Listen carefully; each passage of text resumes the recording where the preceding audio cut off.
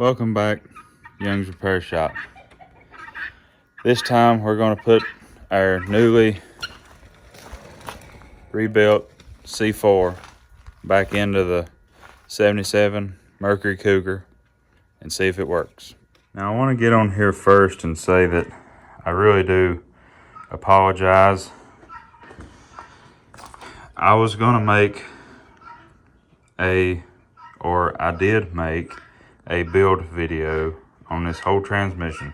It was probably about 2 hours long, and I had went through basically everything with it. I mean, from an empty case all the way to fully built with everything on it, and trying to get it on YouTube and off of my phone and all that good stuff, it got lost.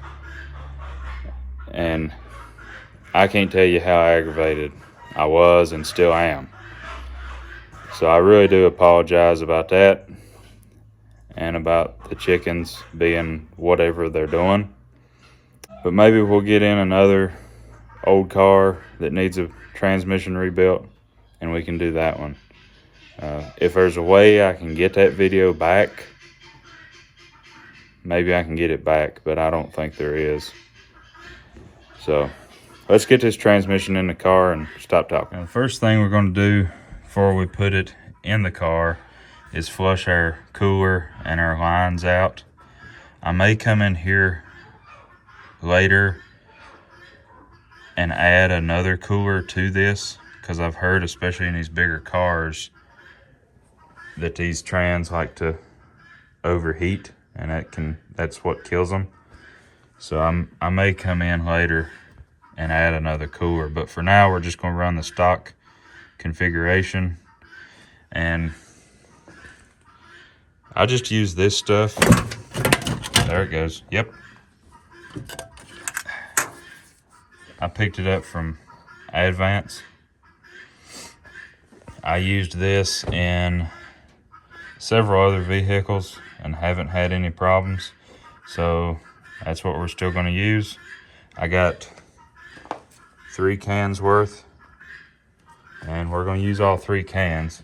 I'm going to flush one way with this line unhooked and flush it that way through that line, and then I'm going to hook this line back up, and then I'm going to flush it this way, and then I may flush just the lines individually.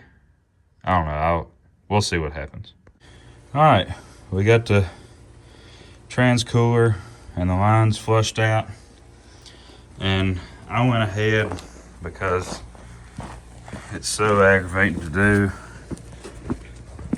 went ahead and got the transmission up on the jack and got it started in. I've actually already had the bolts tightened one time and noticed that my vacuum line, hard line for the modulator, if it'll focus, the vacuum line there, we crushed that. So I'm gonna have to cut that section out, and I guess maybe run a rubber line in there too. I don't really want to do that, but it is what it is. And you can see here we also crushed that, so I'm sure the hard line there is crushed and it's crushed there, so I got to redo that. Then we can stick this back up in and tighten our bell housing bolts one step closer. All right, I went and cut the smashed pieces off, and I just found this old piece of vacuum line from something. I really don't know where it come from, but it's thick walled and it fit over the hose really good and tight. So I'm just going to run a longer piece of hose up to the little thing over there on the firewall. We'll get that back in, get it on the bolt where it's supposed to go. That way we don't smash it again. Alright, so what we got going on, I got that line on, hooked into the modulator. My rubber piece that I put on the end of it is working currently. Got the dipstick on, I forgot about that also. When I put the dipstick on the first time, I forgot about that cooler line, thought it went over the dipstick, not under it. So had to take the dipstick back off, put the cooler line where it's supposed to go, then put the dipstick back on. But we got that situated. I think I'm gonna do the cross member, the mount and the cross member next. That way we can get the jack out of the way, and then I won't need the jack anymore. So let's do that. All right, we got the mount in. I'm gonna go ahead and put in the speedo cable, just because I don't know, once I get the cross member in, I don't know how much room I'll have to put that in. So we'll put that on. Got a new O-ring on the end of it. I had forgot there was an O-ring, it went there. But that O-ring did come in the transmission kit. So we're gonna put this on. You got this bracket here. It falls off like that. Then your speedo cable, well, it'll go in just like that. It just pushes up in there, and the bracket has a curve to it. The curve goes towards the cable. So it sits like that, and that's what holds it in, I think. I really can't remember. Maybe it goes that way. I don't know. We'll look at it. So that bracket does go with the ears like facing out. And I guess that makes sense. You've got like a tab that hooks in around it, maybe. It's kind of curved at the bottom here too. So yeah, it goes like that. And we're gonna get our cross member in here so I can get this jack out of the way. All right, we got the cross member in. Bolts tightened down. Bolts for the mount tightened down. I'm gonna put the converter nuts on, get it tightened down. That is another thing I forgot to mention. When you're putting this together, a Ford on the converter has studs sticking out of the converter instead of like a GM uses bolts. So on a Ford, you want to make sure that you get your studs lined up with the holes in the flex plate as you're putting it in. Otherwise, you'll get it started on the dowels and draw the transmission in, and then realize that your converter is jammed up. And that can also cause problems with the pump if you do that. It could bust the gears or whatnot. So I want to be sure you line that up while you're going in. This one it's good and loose. So we're going to get the nuts on. Need to tighten the lines on the other side. I still hadn't tightened them yet. We're getting there. All right, we got the converter bolts, converter nuts in. We got our two cooler lines hooked in. Now I believe I'm going to put the starter on and the little shield that goes on the front of the transmission. All right, we got the cover on, got the starter in, wire hooked up, got our cooler lines on, dipstick in. We still got to hook up our kick down and our selector cable. It's right there.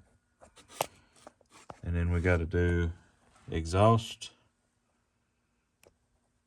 and drive shaft. Getting close.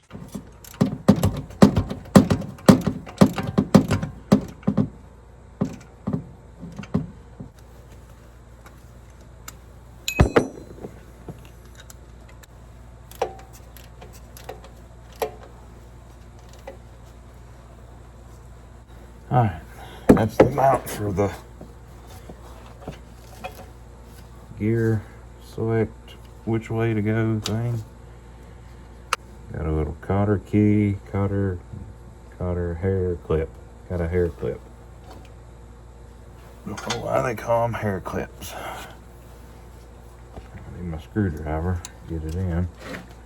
Going. I know you want to. Don't lose it. It's in my hand. Just have to go in the other way. Upside down to where I can't see it. I guess that makes sense. Oh, yep.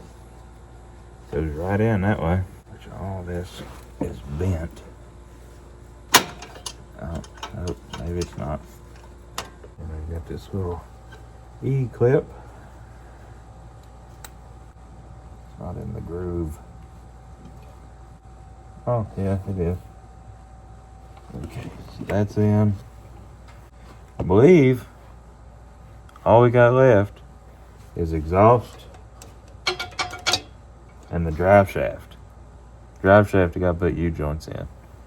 But I believe that's all we got left.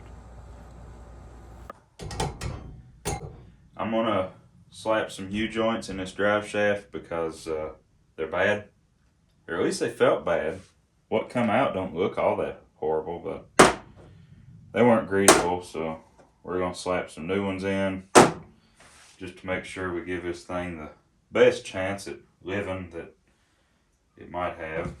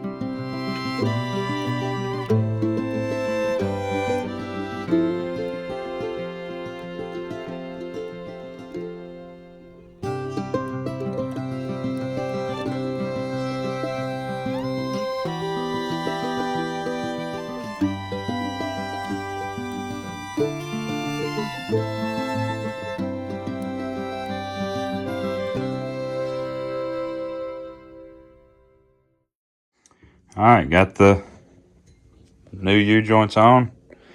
Gonna go slam this in the car. Then I think all we got left after that is exhaust and fluid. Well, we got everything back in. Exhaust is hung. Drive shaft is in. I forgot that little piece there. I forgot it was on there. Had to go find it and put it back on. That's just some sort of vibration dampener or something. So now all we got to do, pour some fluid down in this thing, fire it off, see what happens. This is the fluid I got, multi-vehicle. I should probably use something better, but I don't want to throw a bunch of money into this car. We're gonna get this in here and see what it does. All right, so I looked up the capacity of this. It said a C4 is about 10 quarts dry. So I'm probably gonna put a jug and a half in, and then we'll start it, put a little more, put the rest of that jug in, and then check it. The first couple quarts that you put in is gonna go right to your converter.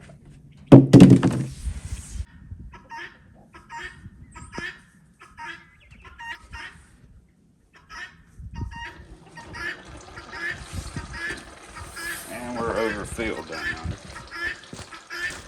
Yeah, we're just coming out of the vent, so I'm gonna have to go ahead and start it. I'm glad I got extra fluid now.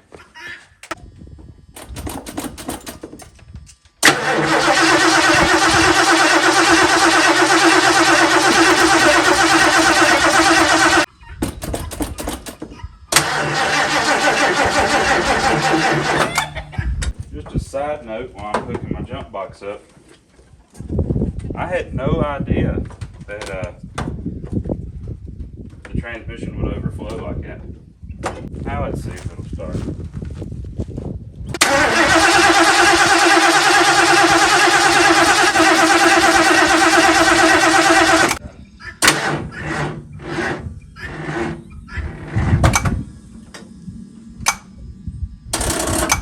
It's dead.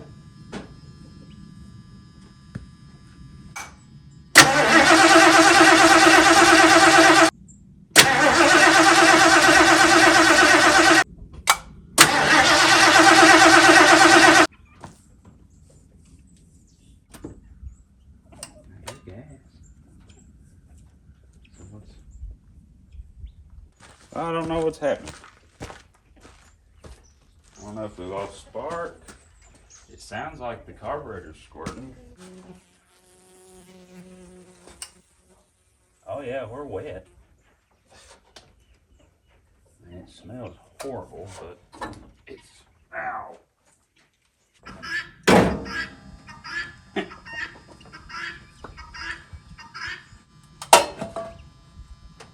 Well, I just broke my zip ties holding that on. I'll come over here and see if I got spark.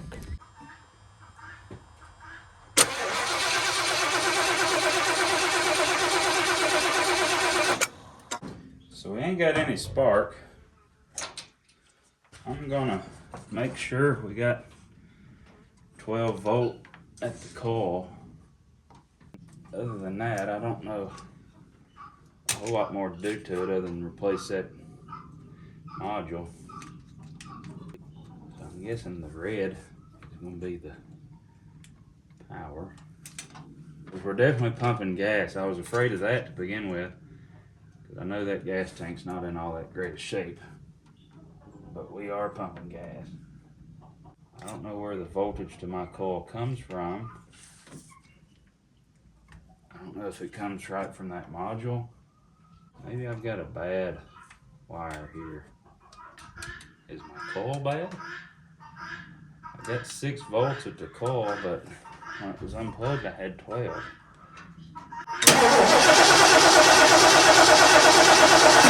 So I don't know if the power to the coil should be constant 12 volt. I wouldn't think that would go through that module. There's my little jumper harness, and that goes back into the main harness here. There I've got 6. I can't see it. Right there I've got 7. But if I unplug it, I've got battery voltage everywhere. So what I'm finding here is I've got, well, my battery is 11.7 volts. With key on, the coil unplugged, I have 11.3, which to me that's good, that's close enough. But when I plug the coil in, I only get 6. So I don't know if that means the coil is bad, or if we still just have a problem with our ignition module, which is common on these, or so I've heard. I don't know a thing about them. But I've had a problem with it before we pulled the transmission out, where it lost spark one time while it was just sitting and running. It just died. It had lost spark, and then spark just came back. So I'm sure we're dealing with the same issue here. I just don't know what the culprit is. We got it running. I wiggled some wires around, and she fired right off. I'm gonna finish putting this transmission fluid in here, and then we'll test on the transmission. I think it's that module over there. That's basically, I've done a lot of wiggling and took those wires loose and plugged them back up. Well, now you can see it running. I don't know if the module's bad, if I had a bad connection, what I had done.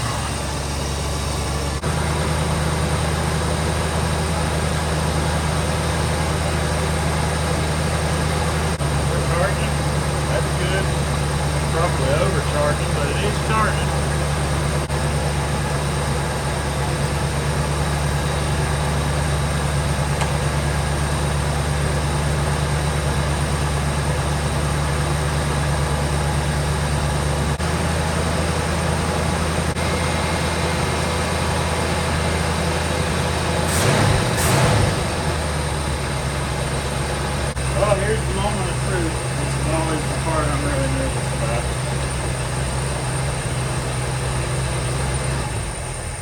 We got reverse.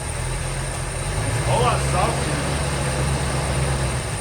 Hey, we got to drive.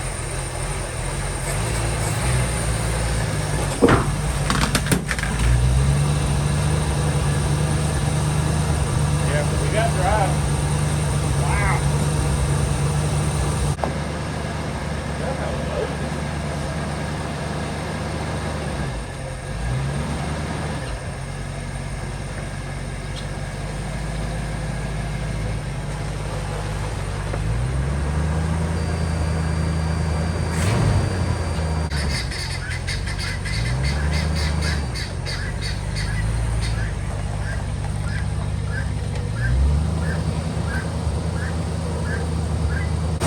We must be low on fluid because it's got drive for a couple seconds.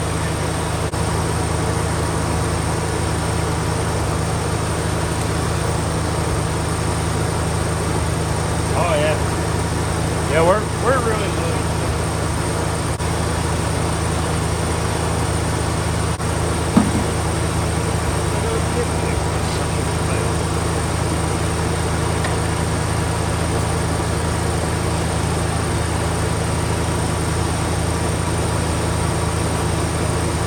Probably too much.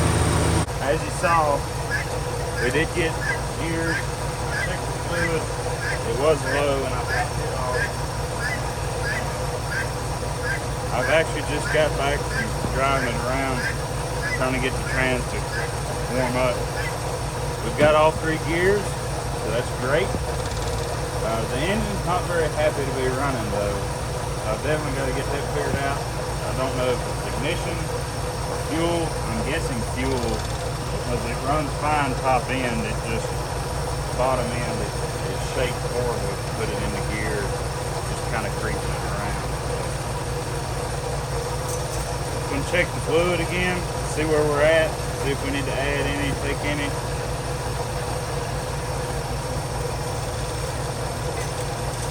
Then we'll go for a drive. Well, we're gonna get in this thing and at least take it up and down the road a little bit here.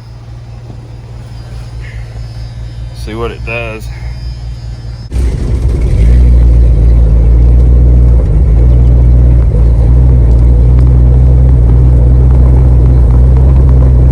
Here's what I was talking about, my ignition problem. It just died on me. It'll run, it'll start up just fine. I don't know if we've sucked trash up in that carb or if the fuel is just that bad, but it ain't happy to be running.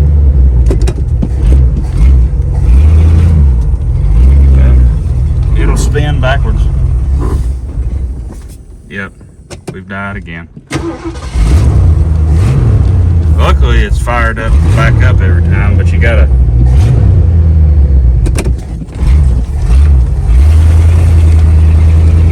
baby it every time you gotta do anything. So. Oh, I've got mud all in that back tire now.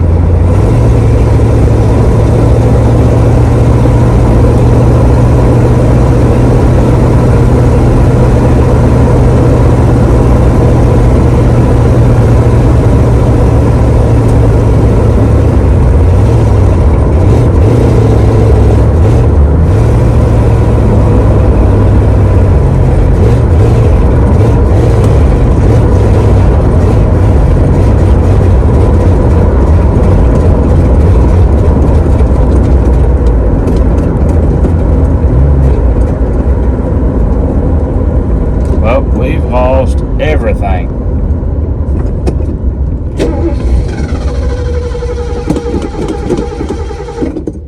And it's a possibility I've run it out of gas.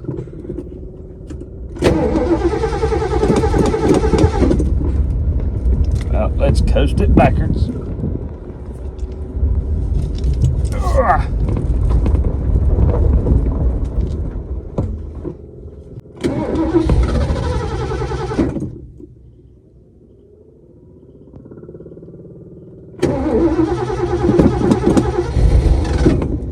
I can get it to start, I'm going to take it home.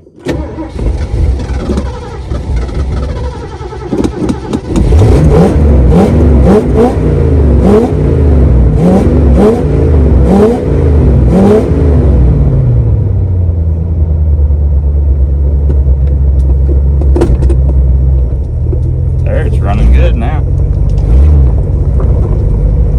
Maybe it just needs cleaned out. Nope, it's still not running good, so we're going to get it home. I may be out of gas. That's what it's acting like. I've not put any gas in it since I started working on it, so. Well, I believe I'm out of gas. I don't know, I ain't checked to see if I'm pumping anything or not, but it acts like it. It'll run and it kind of spits and sputters and dies off, and I think that's what we got going on. So I'm gonna go get some gas for this thing and see if that'll improve it. Well, we're back out here on the Mercury tonight. Took a couple day hiatus. Battery was completely dead because I left the battery hooked up. So I'm gonna see if it'll start and if it'll still move. And if it runs okay, might try to take it up the road and put some gas in it. I don't know. I still ain't went and got any gas for it, so.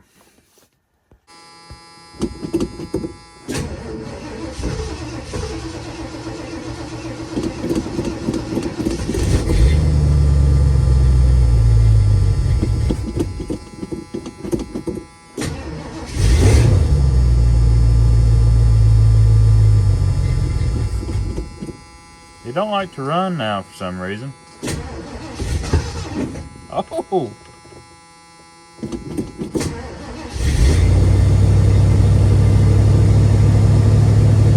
There we go.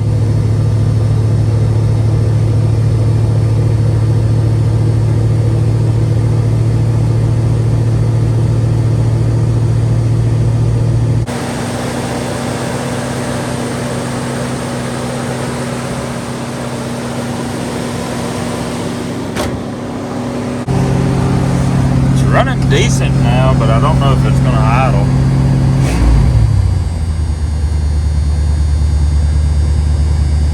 Yeah, she'll come to an idle now. Let's see if we still got gears. We got reverse. It's still really good. And we got a good drive.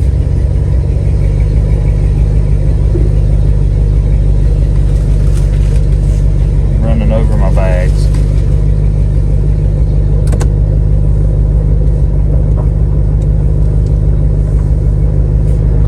Well, we still not running good. After it warms up just a little bit, it just wants to kind of spit and sputter, and it eventually just dies if you don't keep on the throttle. Luckily it died right here in the driveway. And of course the battery's too dead to just fire it back up. So I gotta get the jump box, fire it back up, and then I gotta move it because I got other stuff to work on. So we're gonna have to, we got to figure out the running issue. I don't know exactly what's going on with that. I need to get some gas for it to make sure it's actually not out of gas, because it's a very good possibility it may be. All right, so I remembered that I got some new filters for this thing. I got one that goes in the front of the car because that one was, it's supposed to have a screen in it and it's messed up. And this is also a little screen filter, but I've got a clear element filter in that box to go here, and I've got a new little filter thing to go there. So I'm going to put these filters in, especially this one, so I can even tell what the fuel looks like, or if I'm getting fuel, or what's going on, because it acts like it's getting fuel, but I don't know what the quality is or anything. So I want to see what's going on a little bit better. If y'all are thinking about getting guineas,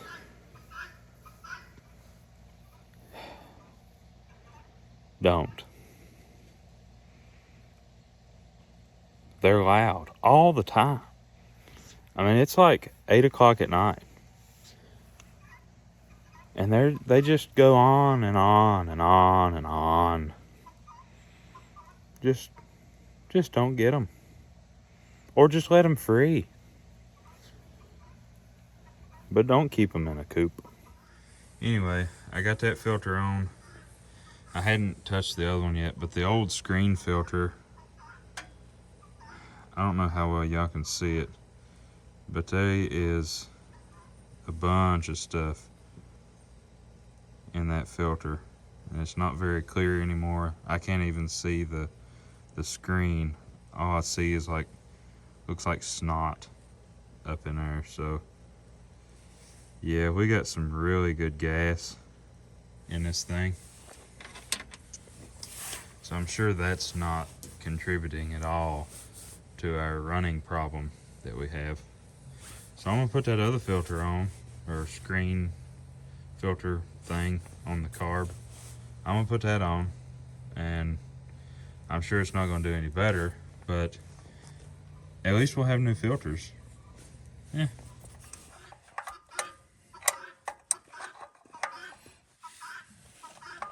They never stop.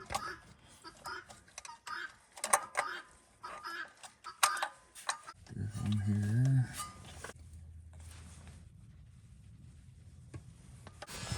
Alright, let's see what she does. Let's see what she does this time.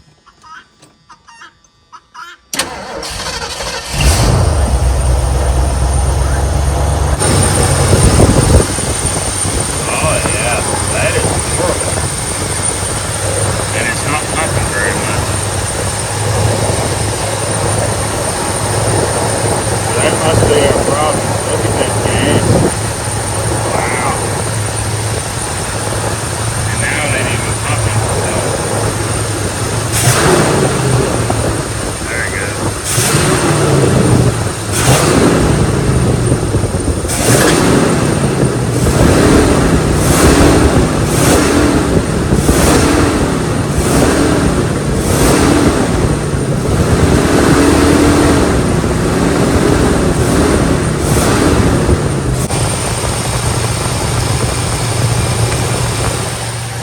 Pretty bad. We might have to put a new tank in this. I was really hoping I wouldn't have to, but if I do, I do. Well guys, I guess this is going to be the end of this video on the Mercury this time. Was a successful video.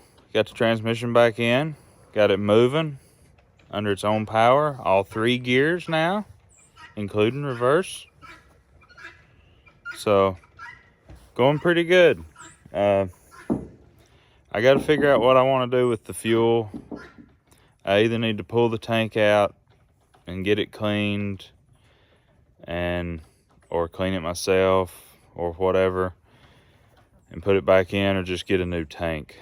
And then I need to figure out something with the rust. So between now and the time we see this again, I'm going to try to get that figured out, and then we'll go from there. I really want to get this thing to where it'll run good.